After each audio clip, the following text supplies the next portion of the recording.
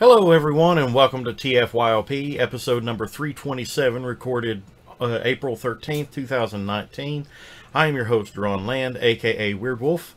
Along with me this evening is Sean McGinnis. Hello. Robert Simmons.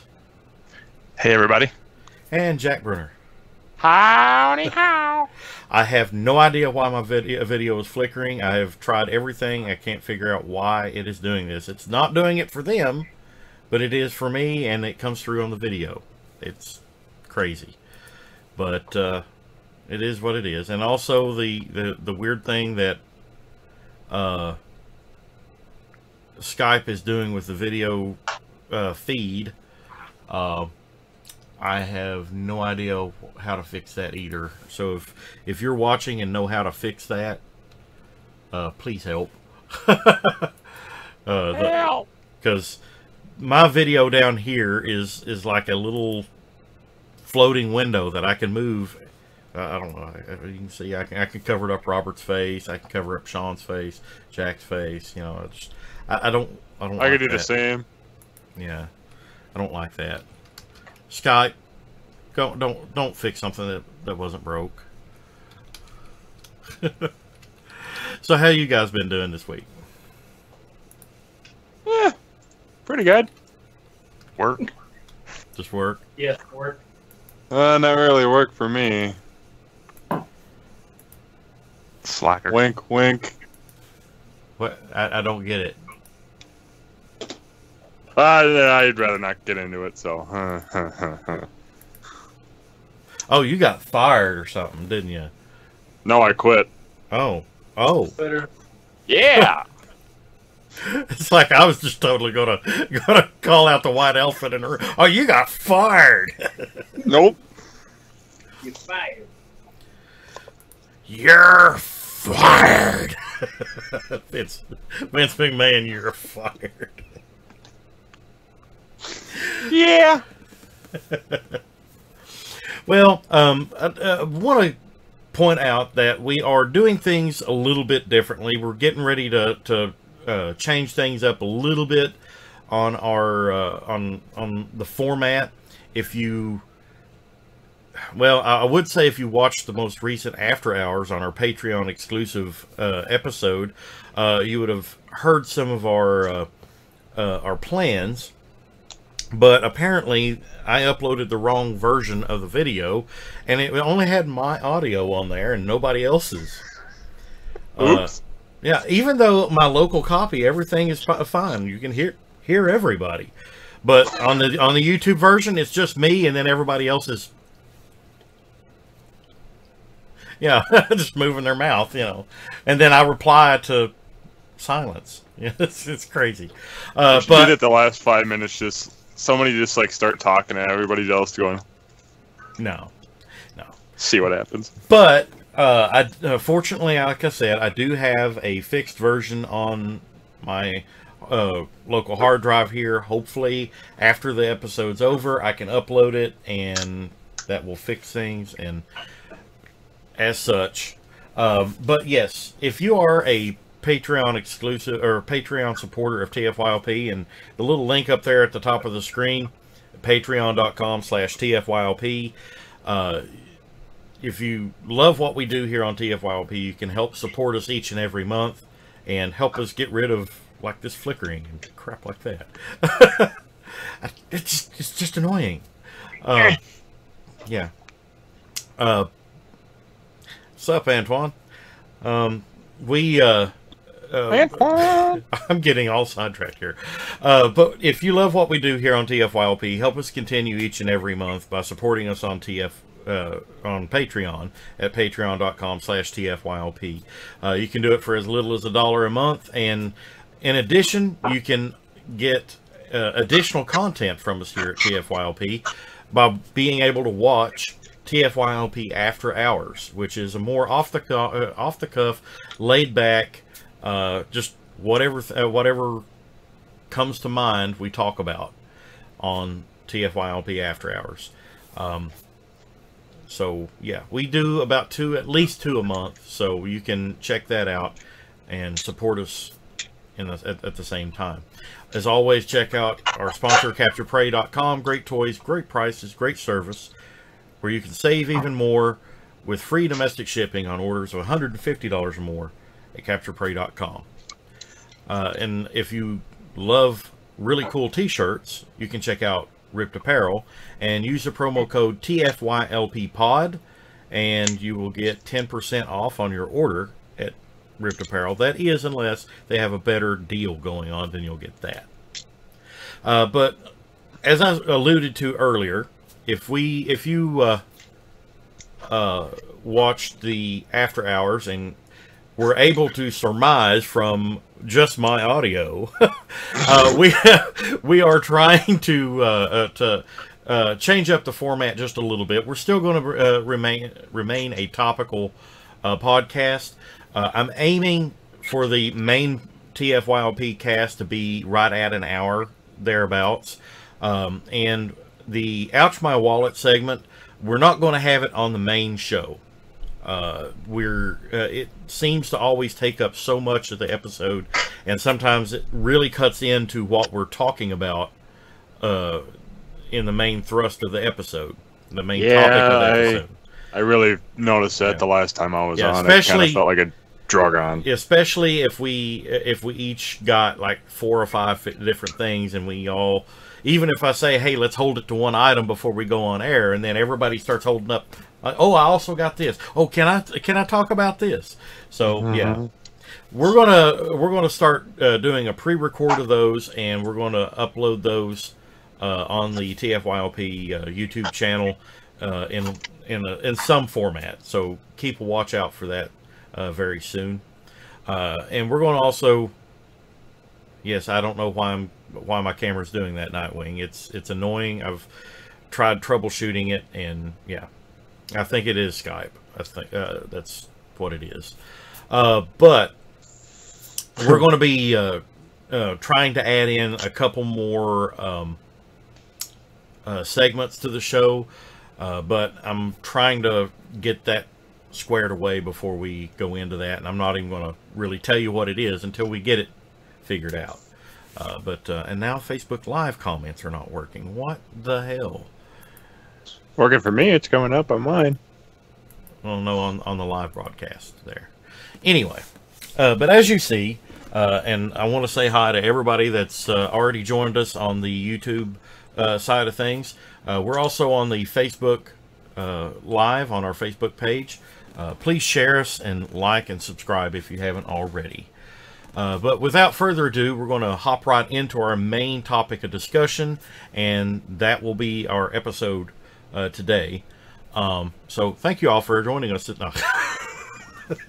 Make it a really, really short episode, April Fools. Toodles! Yeah, it's like 2 weeks late, April Fools. Yeah. But the main topic of discussion, and it's more of a thought question, and I'm going to pose it to you guys, so it'll give you a little time to think about it, and I'm going to tell you a little bit more about how it's affected me personally. And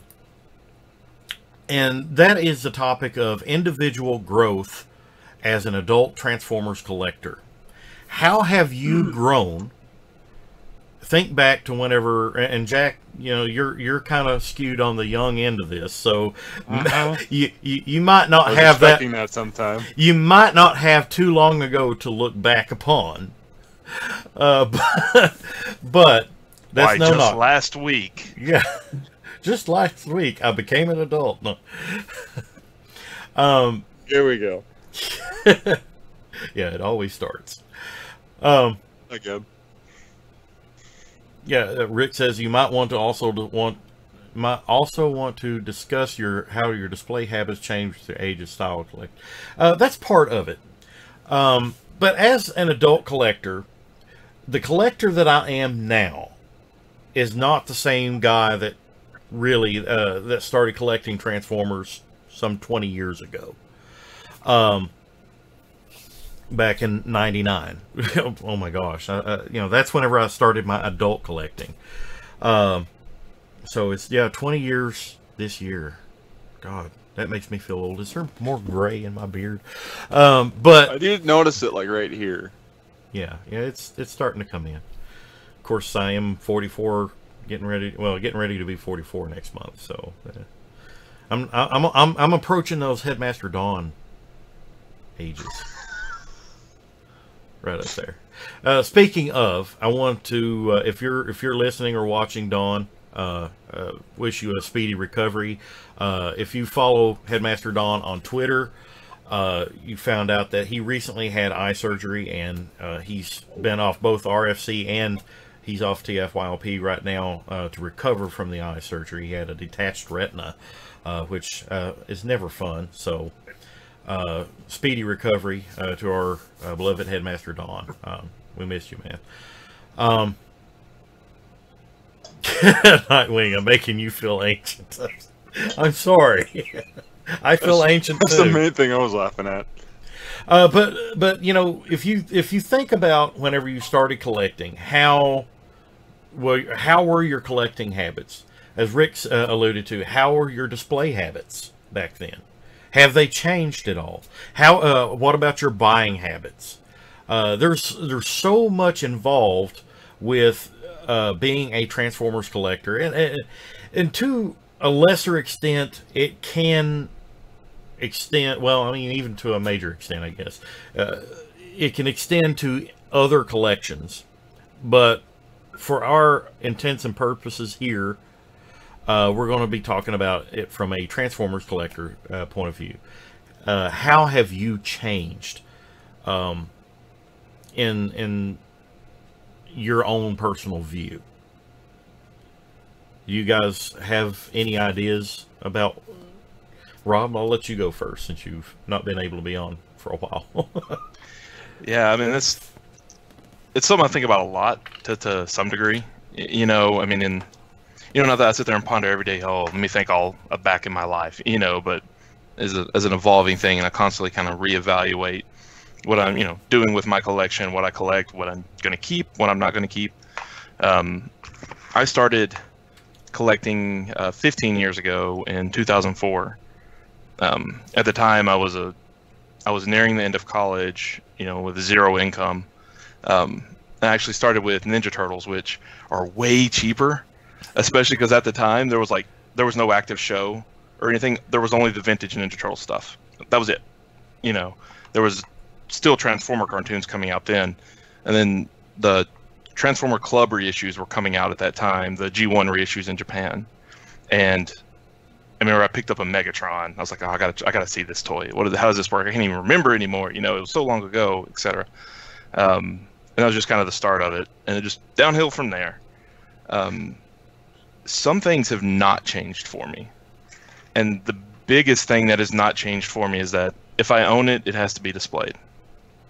I've had that since day one. I'll have that, till day end. You do not live the bin life as no, it's a bunch of crap. It's a bunch of crap, especially like masterpiece toys. Like those boxes, like even if somebody that just likes to keep mint and sealed box collection, masterpiece toys are terrible.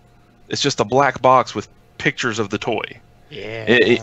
Like I can understand more people that like if you keep like modern day stuff like Siege stuff or something like that where you see the toy. I can at least understand that a little more, not a whole lot more, because I want to touch and play. But yeah, so that hasn't changed for me. What has changed is 2004 was pre-movie, and so there was a lot less content coming out, or product rather coming out at the time.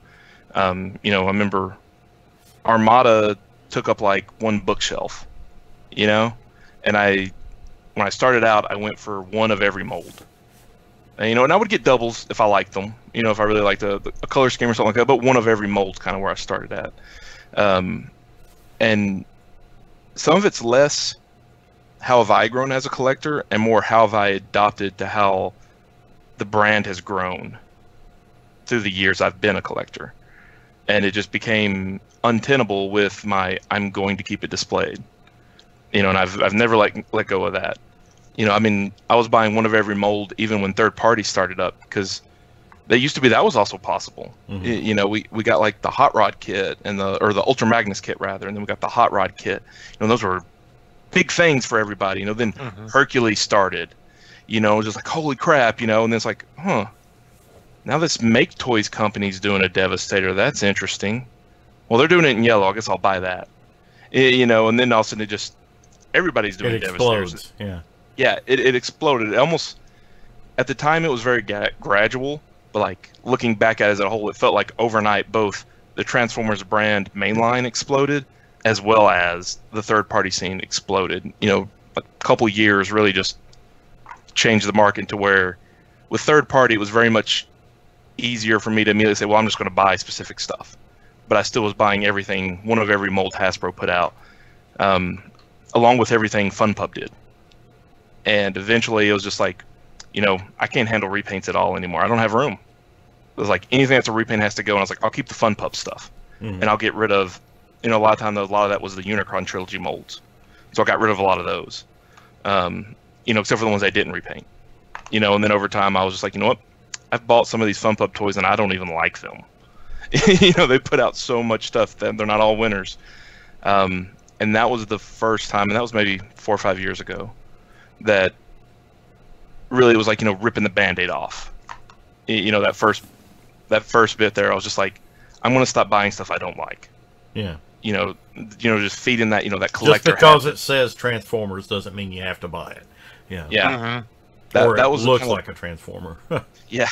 That was the start of me, you know, really refining what I want. And so I got rid of, you know, the FunPub stuff I didn't like. I actually went back and rebought a few Unicron trilogy things because I still wanted the mold. And in some cases, I liked the original one better than what FunPub did. And yeah, I mean, you know, I've still kept everything displayed. Everything's displayed right now. Some of it's in the floor because I'm working on getting the last bit of shelving up. I've got all the Billies up, but because I'm squeezing out every bit of space, I started cutting down the extra Billy shelves to fit in the gaps, and bought some things to screw them up just to squeeze every bit of space out. But even then, I'm still going to have to get rid of a few more things. Some of them, not all of them, are spread out nicely. Some of them are a little more cramped, and I'm okay with that.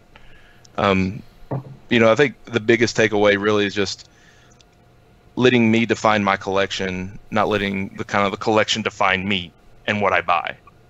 You know, it's just, what do I like, what I want to buy. And so, like, Masterpiece, I absolutely love Masterpiece. I love third-party Masterpiece. And so, I mean, I want to buy one of, at least have some representation of every G1 character I can get my hands on. But I also hold on to, you know, sometimes a better version may come out that I like better, and I'll swap it out. And I'm okay with that. And I'm going to lose money, you know, but it's not about money. You know, it's about enjoying the hobby. So yeah, you know, I mean, I've been selling as much or more than I've been buying the past few years, and that's going to continue for a little while, just because the shelves are full, and I am still buying some stuff here and there. So, you know, I gotta swap some stuff out. But yeah, that's my bunch of words. Oh, another big thing, real quick, boxes. I used to keep all my boxes. I have a collapsed tower over here right now of boxes. I used to collapse everything and keep it. And that was one of the first things that went, was I switched, you know what, I'm just going to keep like a couple boxes from every line, just kind of remember what they look like. And I still have some of the old, not old, but like, you know, 2000s era flattened stuff in the garage. And then I started getting rid of any box that just didn't have cool art on it. If it's just picture of the toys, I chucked it. And I've kind of circled back on that a little bit, to where now, like, if it's on the Masterpiece shelf, I keep that box.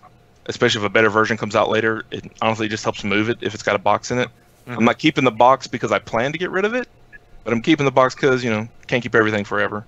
Yeah. You know, no intentions or whatever, but like mainline stuff, I just chuck it all in the recycle bin. I'll keep the instructions, you know, or whatever. I got that stuff sorted, but mainline stuff in the bin. Most third-party stuff in the bin, you know, just can't do it. Well, you know, I mean, I'm probably going to do that very soon. You know, I think next weekend, which is a holiday weekend, I get to work like maybe one day, and then so I'll have an extended weekend next weekend, and outside of traveling to my mom's house to have dinner with my family, one of the things I want to do, knock on wood, is go through a lot of these boxes over here. If there's any accessories still left in them, get them out, any paperwork in them. And like the Zeta boxes, you have to keep, like, there's like a little code on them. If there's any issue with your toy, you have to give that code before they will. It's weird how they're doing it.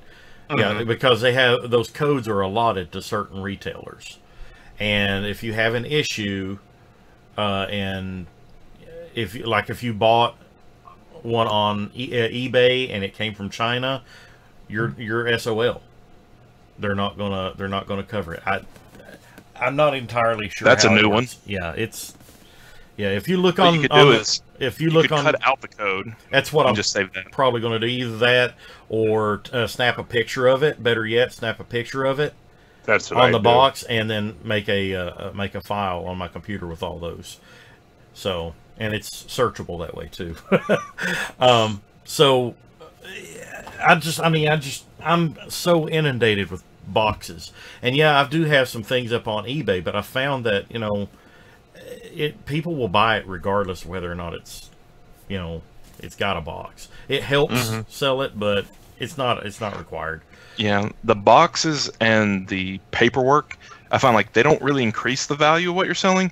They just mean it's going to sell first. Yeah. Is really what it is. And honestly, there's been some cases where, like, unless it's like an exclusive or something like that, the box, I've had times where I've thrown away the packaging and sold the toy because I know to get it to move, I'm gonna have to put free shipping on it, and it's like I can get this first class for $4 without the box. Right. Otherwise, it's going to be $8 or $9. It's going to cut into that's going to be out. I'm not going to get. Box ain't worth it. I sold my Fans Toys Tesla and shipped it. It was right at like £1 or so, which you can ship first class. Domestically. If it's £1 or less. If I'd had him in his box, it'd have been too big and too heavy. Yep. So, yeah, ain't worth it. Yeah. So, and if you, like you said, if you include free shipping on a sale, then yeah, free. Yeah, free. It's free to you, not to me. Wink. Yeah. But you have some good points there. So I'm going to move on to Sean. What are your how do you see yourself now compared to when you first started as an adult collector? Well, now I see myself as the perfect collector because we have the hindsight. But I'm sure in 5 years I'll think, oh, wow, I really screwed that up. But, yeah, whenever I first started, Make Toys Giant was coming out. And that was my first third-party figure. So I got that, and it just kind of opened the floodgates, and I wanted to basically handle every mold, no matter what. So, I'd buy stuff and I'd sell it, and it's just so I could see every mold and fiddle with it and know how it works. And say that you tried it. Yeah. You got the experience of it. Yeah. Yeah, and that's why I like the engineering and the way everything comes together. But yeah, so I've gotten more picky over the years. Like, I really don't collect a lot of third party anymore, just mostly due to cost reasons. I still like it, but it's a lot of the stuff either doesn't fit my sensibilities, or it's just too pricey. So I go with a lot of Hasbro releases. Every once in a while I'll dabble back into Masterpiece, but a lot of my collection nowadays is just Hasbro stuff you can pick up on the shelf at the store. I found it interesting how some of the Hasbro releases, or at least like mainline releases, aren't as cheap these days. $20 for a deluxe, third party's still not really touching that, not even with the Legend scale. But the what is it, that Hasbro Select line where the Leader Star Convoy is like $80. Notice that the big powered set, I know that's Legends, but that's $160 for like $80 if it was a Target equivalent or whatever. Yeah. So I was just kind of Shut up, Daron. that price cut me out of it. I didn't get it for 160, so but Yeah. it helps. Yeah, I mean- it helps when you know a dealer. Yeah. Arson. Yeah. Yeah, but yeah. So even like Hasbro stuff, sometimes that prices me out. But you know, I have fun with what I have, and I enjoy what I have. And if I want something different, and the budget doesn't allow it, I go and sell stuff. But yeah, I'm just more choosy than I used to be. I try to keep my shelf. You know, everything I have is displayed a lot like the rest of you guys, I'm sure. But yeah, everything I have is displayed, and whenever it gets too crammed, I start thinking, okay, what needs to go? What haven't I handled for a while? What aren't I enjoying as much as the next? So yeah, it's just it's more choosy. Trying to cover up my my flickering video with a little more stable. Ew, I video. could see Duran's armpit. Yes, I'm sorry. Ugh. I apologize for that. Oh no, I just wanted to joke about that. So, Sean, you said you keep all your stuff on display. Yeah. Yeah. Do you have a toy room like mine where it's all up on shelves, or? Yeah, I actually made custom acrylic shelving. So Oh, it's awesome. basically you just screw the brackets into the wall. Like right now, it's just on a cardboard box, which is really classy. But I used to do that. It's like Work on all it's that. like we're talking about how you've changed as an adult collector, and it's like how you started and what you're doing now. You got them displayed on a cardboard box. yeah, I used to have acrylic shelves with and it's sealed. Yeah, I made a front so it keeps all the dust out. It was really nice. I never have to dust anything. And yeah, so I try to keep everything either on glass shelves, acrylic shelves, or in detolfs, and make it look nice. I don't like to put $1,000 worth of figures on $20 shelves. It doesn't work. That's Yeah. me. Yeah. What happens if it collapses? That was I me haven't for gone a. yet, so Well, that and it's a good point. Go ahead there, Robert. I was gonna just provide I know a lot of people agree with you, Sean, and I think there's definitely a lot of sense to that statement. For me, early on, it was about where I could spend the money. It's like, if I'm going to spend, like on $100 bookshelf, that buys me, a couple of really cool toys, or a bunch of deluxes, or whatever it may have been. Now that my space filled up, and I couldn't put the money into toys anymore because I didn't have room, then it turned to the displays. But it took me 13, 14 years before I ditched the garage shelves. Yeah. Yeah, if I look back on whenever I started collecting, and it's everybody's done it, or are doing it at one point or another. Just like Jack right there. Well, I'm Tony, just gonna say this quick. Tony on the Facebook probably made my favorite quote of 2019 so far. I can afford to make poor financial decisions. That's me. Yeah. But we've all started there, and some of us, just we don't see a reason to move away from it. Displaying on Walmart bookshelves, for lack of a better term, and for in all truth, there's nothing wrong with that. But I'm one of those. Everybody starts somewhere. Yeah, So, everybody starts somewhere, and some people are fine with staying right there. But I subscribe to your train of thought, like you mentioned there, Sean, in that if you're going to put so much money into your collection, why display it on a $20 shelf? Make it look like $1 million, or at least try to. Light it well. Try to curate it, and it's part of the reason, like I'm doing right now. I'm going through and culling my collection because I have limited space in this room. I don't display outside this room, and this is a tiny room. It's hard to tell from a camera's perspective, but if you was in this room, you'd be like, "Wow, this is a small room." I could kind of sense it. So you know, especially when you got a bed taking up 3/4 of the room, and which I can't do anything about that. And here in about a month, you know, it's going to have a college kid in here too, and he's going to have all of his clothes back here. But all those little red eyes just looking at him while he sleeps.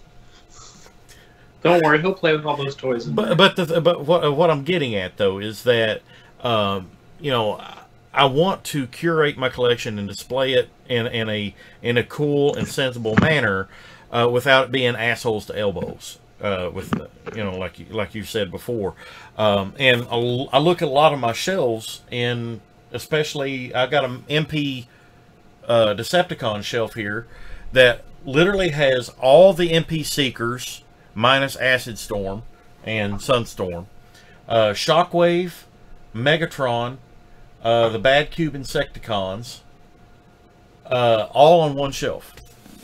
Granted, I have risers in there, you know, so you can see everybody. It doesn't look horrible, but it's still very cramped. And I don't like that. I like to spread things out and make it, you know, make it interesting to look, you know. But I look back on how I used to view my displaying habits whenever I became an adult collector.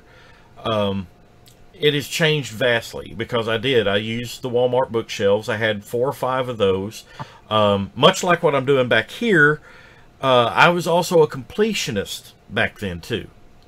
I started, you know, I've said many times on this podcast, I started with the Fox Kids repaints of Beast Wars, and from then all the way through Universe 2.0, maybe even right around the first movie, I collected everything, both loose and sealed. And I had, and like Armada and RID, I had everything, including store exclusives worldwide. You know, and Back when you could. back when I could. And I very much lived the bin life too, because like a lot of my carded stuff I had, you know, on the wall like that, and what wouldn't fit on the wall went in bins. And then I had loose figures in the bins, and a lot of those loose figures are ones that I really didn't give a damn about, you know. Some of them were Armada characters, and just characters I really didn't have a connection to. Mm-hmm. So but it existed, so you had to have it. It existed. I had to have it. I took care of them. I put them in Ziploc bags and put them all down in the totes. That way, you know, if I wanted a specific toy, I could pull it out, and everything with that toy, including the instructions, were right there in that bag. Boom. You know, so I did it in a sensible manner, but I got to the point, and this was part of my growth as an adult collector, I got to the point of, I felt like it was too much, because I lived in a small efficiency apartment at the time, and I literally had Transformers in every room except for the kitchen and the bathroom and the laundry room. So it's like everywhere is wall to wall. The living room, one entire wall was nothing but bins stacked all the way to the ceiling, with a little area where the window was, and you could look out the window. And yeah, I mean, it was so much. And as much as I love Transformers, it was too much for me. I couldn't enjoy it. It was forcing me to look at my collection in a negative light. I'm like, I love Transformers so much, I don't want to get out of them. How can I turn this around and make it into something that I enjoy, and make it a more enjoyable experience as a collector and as a hobby? And that was my first decision to have my first big sell-off. And it was the hardest one too, because a lot of my childhood toys went away in that sell-off.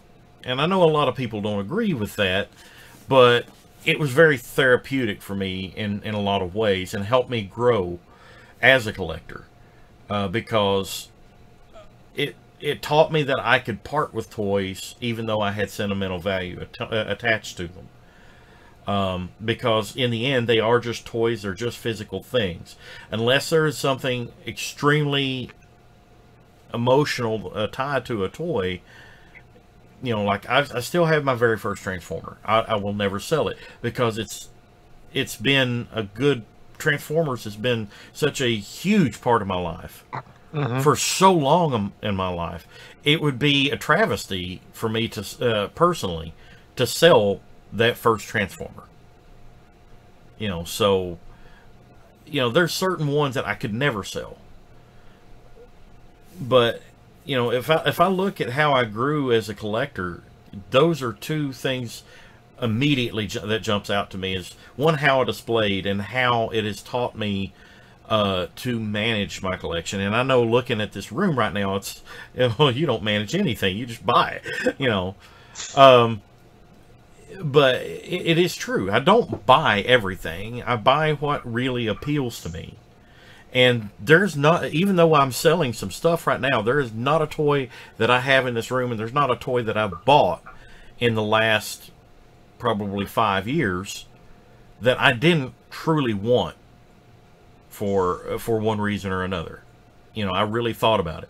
And if I didn't like a toy, you know, especially after I saw it in hand in a store, I pick it up. And I'll use a recent example of this. The Siege Chromia. I don't care about that toy. I don't want it.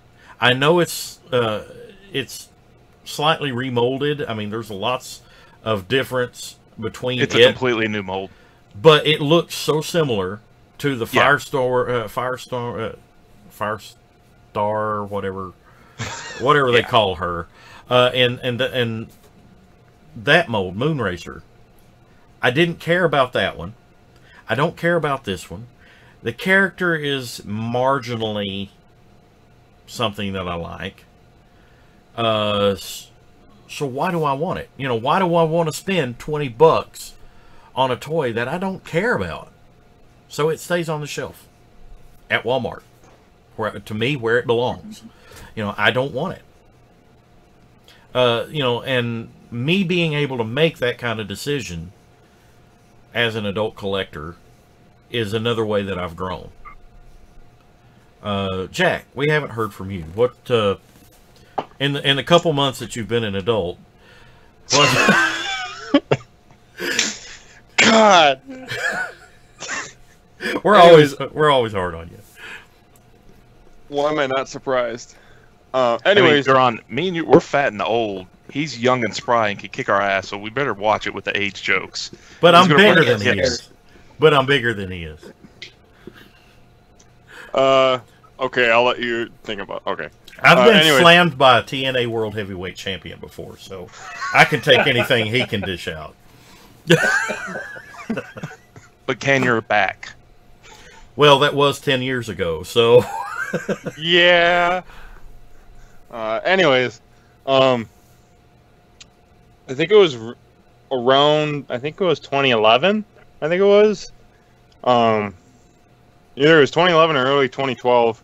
Because it was right around my first major surgery, and I was kind of looking at all my stuff. I'm like, I kind of want to upgrade my stuff, but I'm not sure what I want to do. Because what I did was pretty much what Sean there's got, you know, the cardboard box and all that. Yeah.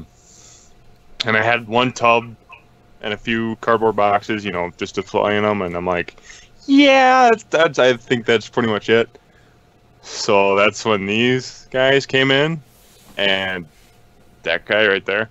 This guy I had the most. This was actually my mom's, and she gave it to me, and it works.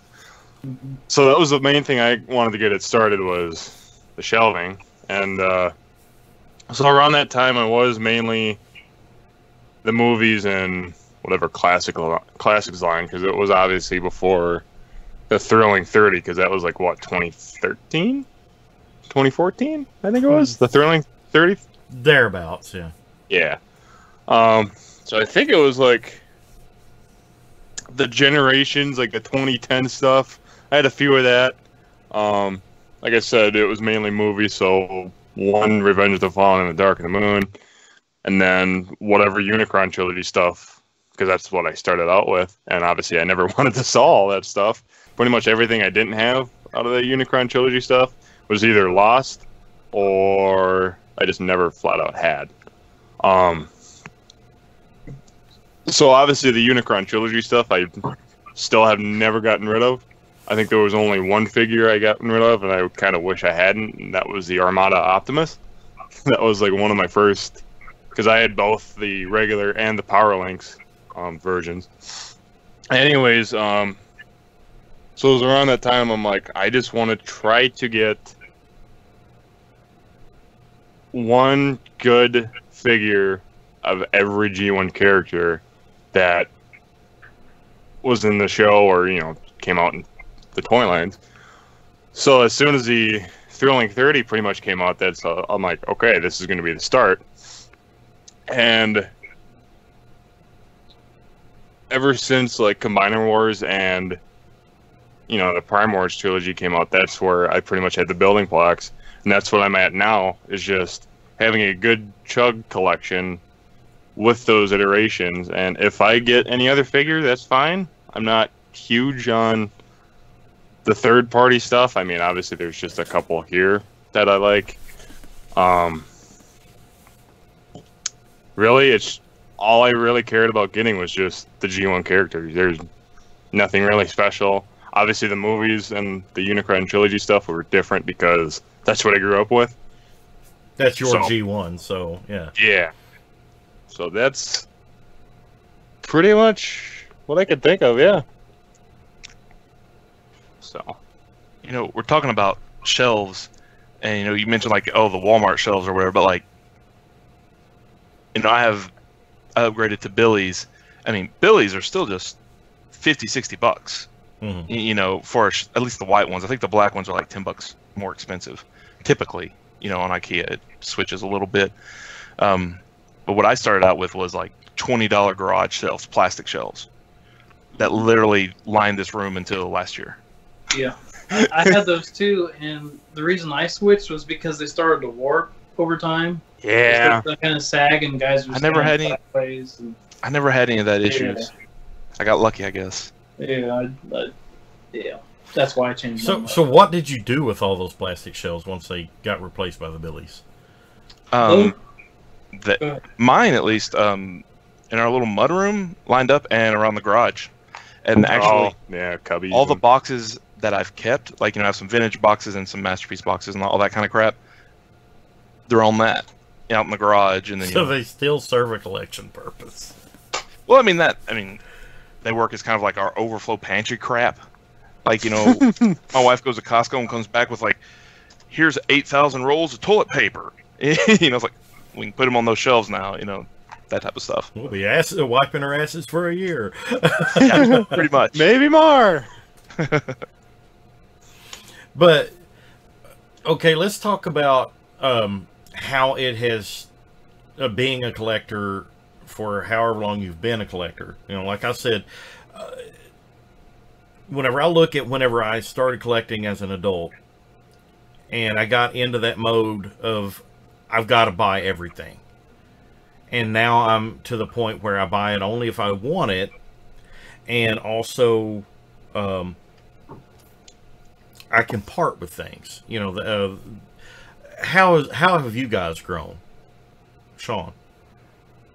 Yeah, like I said earlier, I got way more choosy.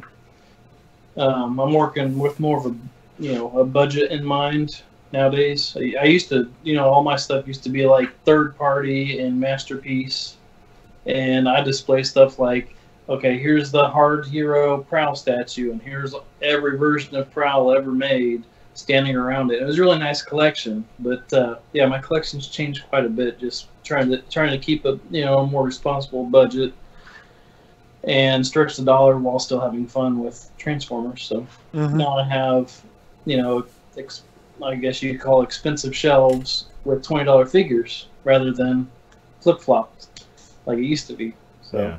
Well, and another thing too, and this is from my own perspective, it's taught me a little bit about, because you got to understand, I want to say like 24, I guess, Whenever, yeah, I was 24 whenever I started as an adult collector. I'm 44 this year, so yeah, 20 years ago it would have been 44 or 24. So, I understood what financial responsibility was, but at the at 24 years of age, I still had that rebel mentality, I guess. I was still young, and I'm like, let's see here, do I eat or do I buy toys? And even my wife at the time, she was like, let's buy toys, because she was all about it too. You were junkies together. We were, yeah. So yeah, we literally would spend, lots and lots of money. And I remember a discussion that I had with our good friend Chad that passed away a couple years ago.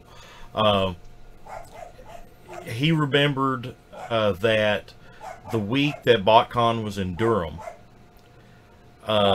he went down there and spent his entire paycheck on toys. Entire paycheck on toys. And then some. He is like, wow. I can't say that I spent my entire paycheck on toys before, but I've come pretty damn close back in the day. But being an adult collector, going throughout the years, seeing what was harming me as a person and as a responsible adult, and seeing how it was impacting me not only in my personal life outside of the hobby, it was also impacting the way I viewed the hobby too. Because it was also, not only was I running out of space and I had too much, I'm like, wow, I've spent all this money, especially all this money on a lot of toys that I don't care about, that I don't even see because they're in an opaque bin somewhere, so I got to thinking, I'm like, how many times have we been late on rent? How many times was I late on a car payment because I bought a toy and we had to stretch it out a little bit until I could pay that? And I'm like, oh wow, I've been so stupid. I have been so stupid. And it took, you can sit there and tell somebody all about, and I know people watching this right now are like, oh, well, I know better than that.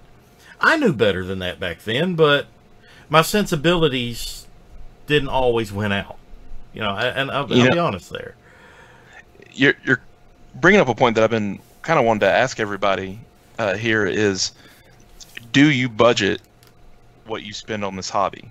And that's something that starting out I didn't, but I've always been really fiscally conservative type anyways. So, I never got into late rent situations or anything once I, got out and was an adult or whatever and started adulting.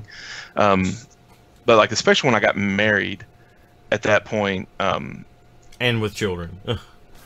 Well, children came a little later, but it was one of those, it wasn't one of those it made it easier for both of us to have our own fun money budget instead of, do you care if I buy this? Do you care if I buy that?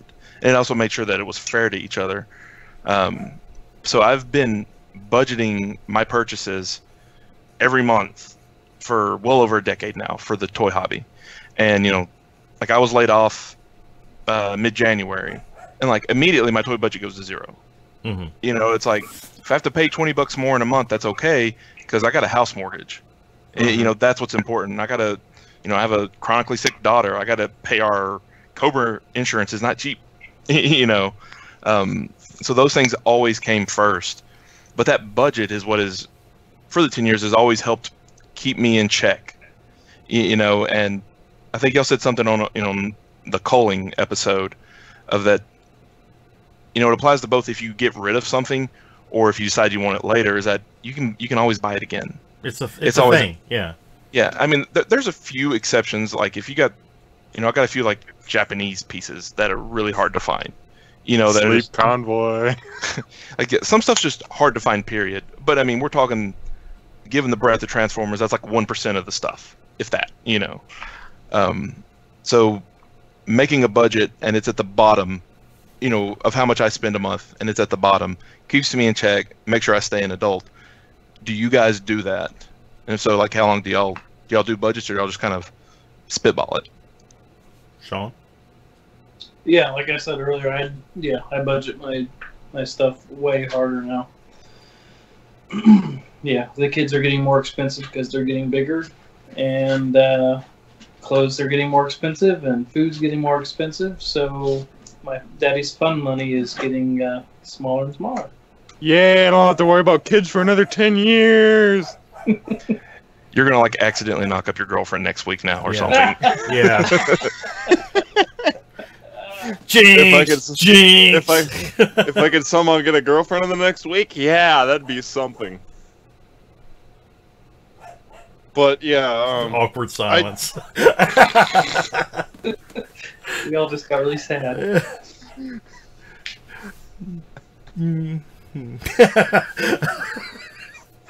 But what about you, Jack? Do you budget at all? I was just about to start until you threw me off there on. But anyways, I do try to budget. I was making minimum wage at my job that I obviously just quit.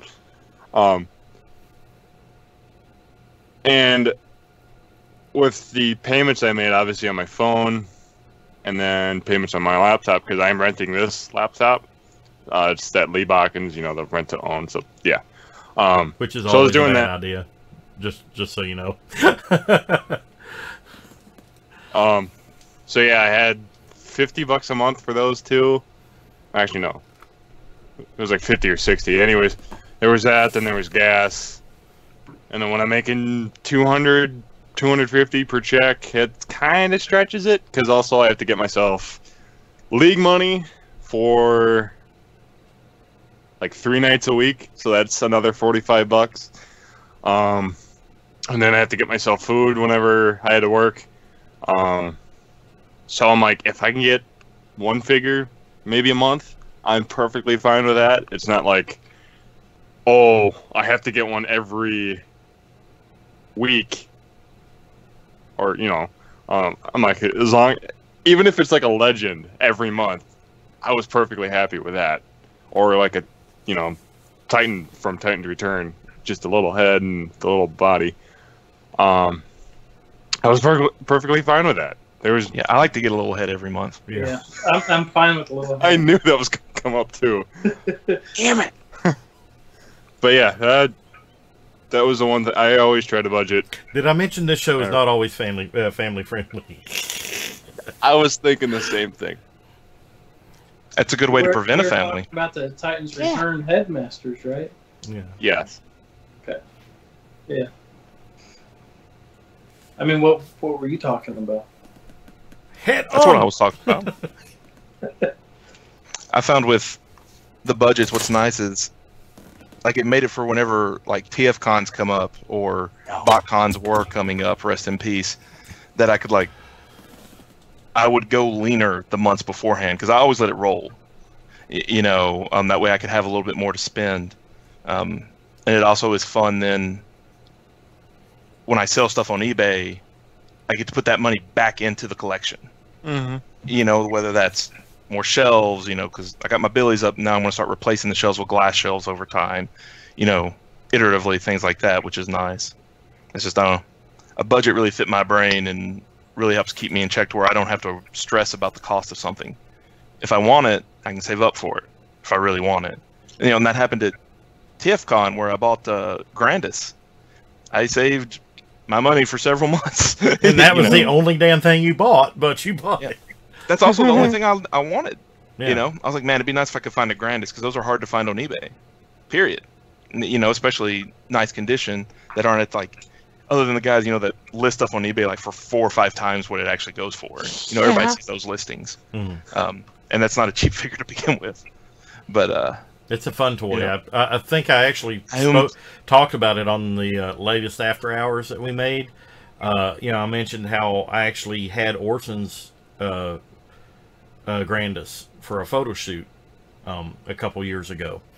And, up until that point, I didn't really want Grandis, but now I'm like, he was a fun toy. Didn't I was- Plasticon have one? I think he I did. think so.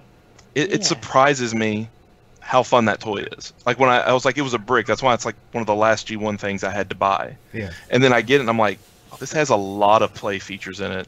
And especially like you can hook it up to a Star Convoy and they interact together through a connector piece. And like roll around and stuff. It's silly, but it's fun. It surprised me. It's not a good action figure, but is a fun toy. It's kind of like the big powered, even the LGEX set, the big powered combined vehicle mode, which is actually big powered. In all intents and purposes, is actually kind of goofy. It looks kind of goofy, I'll be honest, but it's still cool. You know, it's like, what would be the purpose of combining all of these things? You know, in real life, none. But it looks cool. One thing I wish we had for this show tonight, just schedules are what they are. I wish we had a Ben Lifer here to talk with us. Yeah. Like I know, like Paul, he's a Ben Life guy, but he really doesn't touch third party. Like a few things here and there, but he's pretty much like all Hasbro, all the things. And then you got really insane people like Peter, who has literally everything in a box, in a tub, in a storage unit. Yeah, it's multiple of anything, everything. And see, that's a lot of where I was going at one point or another. Like I said, I had loose and sealed. And I think if I had continued that and if I eventually found the same kind of financial success that I've gotten in later years, I probably would have went back and started getting G1 examples like what Peter's done, and G2 examples. You get a loose and a sealed version. I don't know if I'd get the like AFA graded or anything, but Good luck with that. But the thing is I would probably be in the same spot. I just got to the point where I made the conscious choice that I didn't want to be there. I didn't want to do that. It's not to say that there's anything wrong with it, because there's some people that's what makes the hobby fun for them. My mindset changed, and this is another way that I personally grew.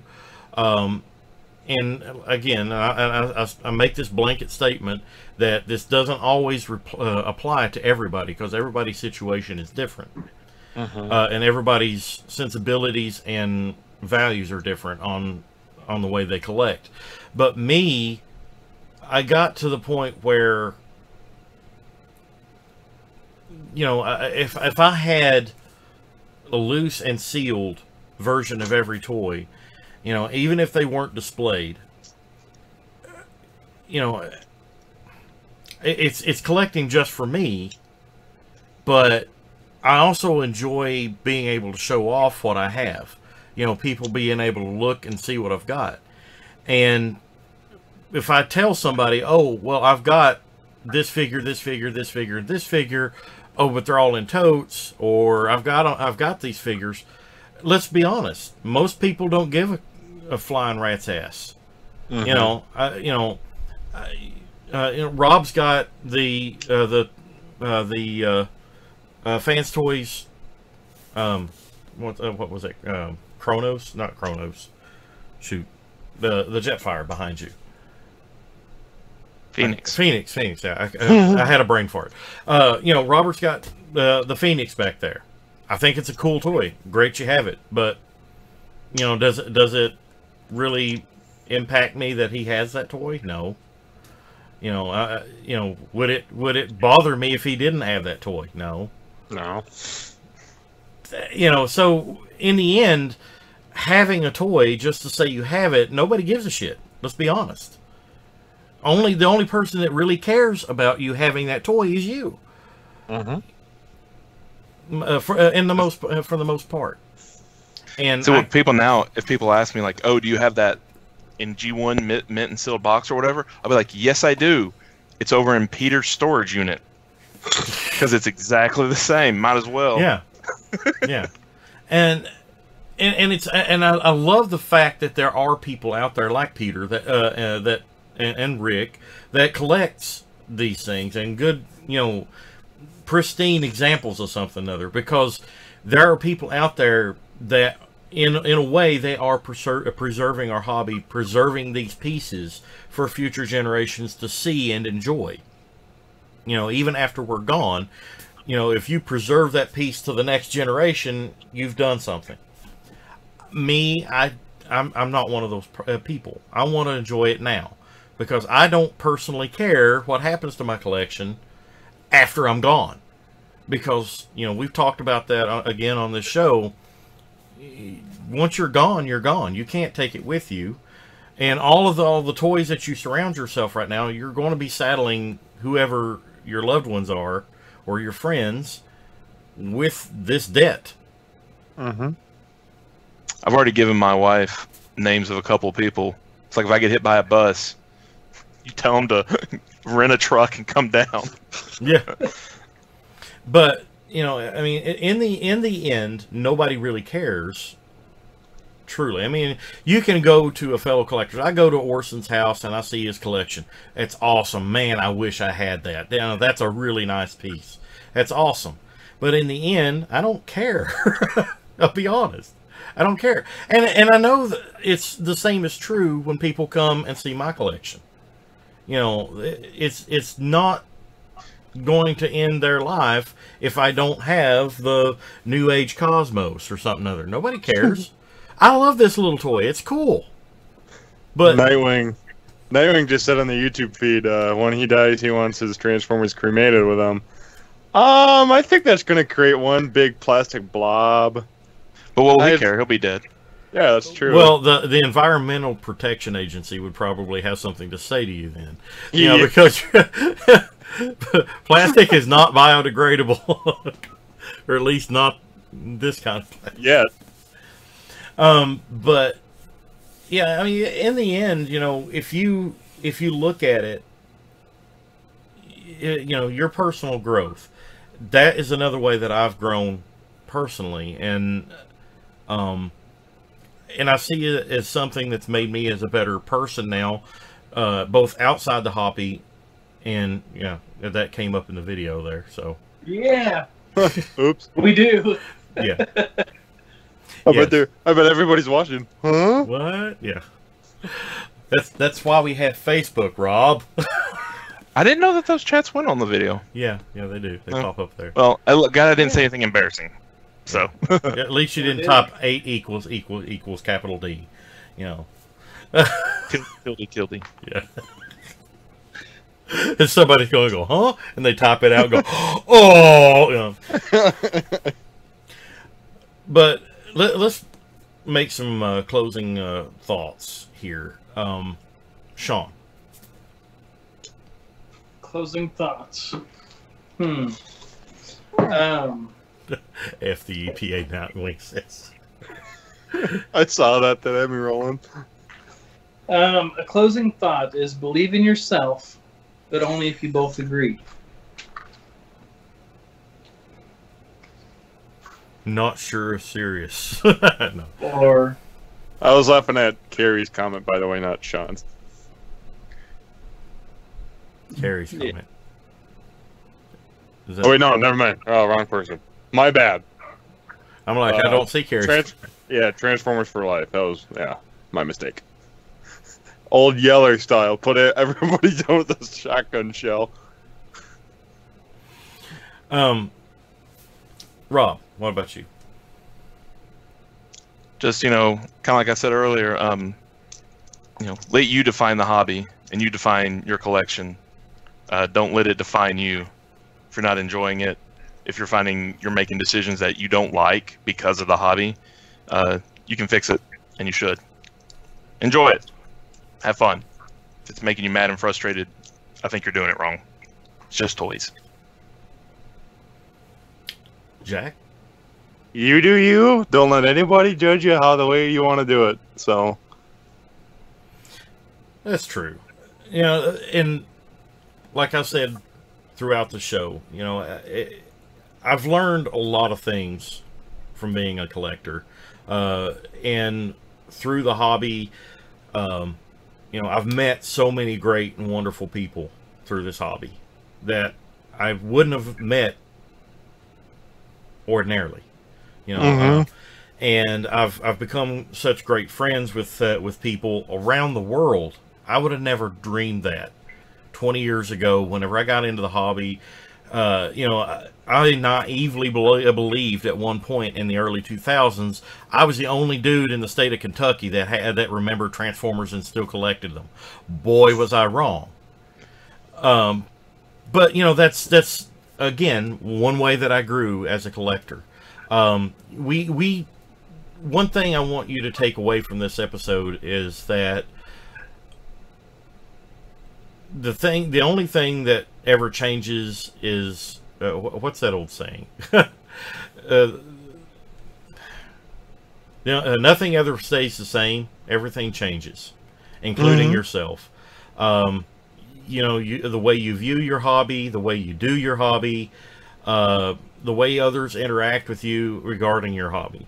You know, I never in a million years would have believed that I would have a podcast about this hobby. You know, there's at one point when I didn't want to really talk to other people about my hobby. It's just something that I did. But as I got into the hobby more and met more people by going to conventions and everything, I wanted to talk to more people about my hobby. I wanted to branch out more, and I learned more about the hobby. You should start a podcast. And I did. Yeah. And I did. That's like a great idea. I've learned so much from just doing this show that I didn't know. You know, because of all the people with the wealth of knowledge on this show, except for Jack, you know, he's still wet behind the ears. But, you know, you know, you got to have somebody that looks at stuff with childlike wonder, you know. That's always me. All right, guys. How has the hobby impacted you? And if you're an older collector like some of us, how have you grown since whenever you started and where you're at right now? I would love to hear some of your stories. And if you want to share them with us, please go to the TFYLP Facebook group at facebook.com/groups/TFYLP. And share them with us on there, or you can tweet little short snippets of it to me on Twitter at TFYLP. I'm sorry. I'd love to hear from you. Everybody's experience is different, and it's always awesome to hear different viewpoints and everything. I think this has been a really good episode, guys. So without further ado, I want to remind everybody to check out TFYLP Microcasters Tuesday nights at 10 p.m. Eastern, 9 p.m. Central, live exclusively on our Facebook page at TFYLP, or I'm sorry, TFTalk.net. Please like and follow that page. You'll find this podcast and the Microcasters on there each and every week. And if you miss Microcasters live, you can always look it up on Facebook. But if you don't, if you have like limited data or something other, here's a little pro tip. You can go to the tftalk.net website and download them directly a day or so later after it airs live. Or you can subscribe to it on iTunes, the full video podcast of TFYLP Microcasters, hosted by our own Lucas Bockelman, each and every week at 10 p.m. Eastern, 9 p.m. Central on our Facebook page. We will see you next week on TFYLP, maybe. I'm not entirely sure we'll actually have an episode next week since it's a holiday episode. Some of us will be traveling. So, Tournament. Yes. So, we will see you next time on TFYLP. Good night, everybody. Bye. Dreams. Toodles. Bye.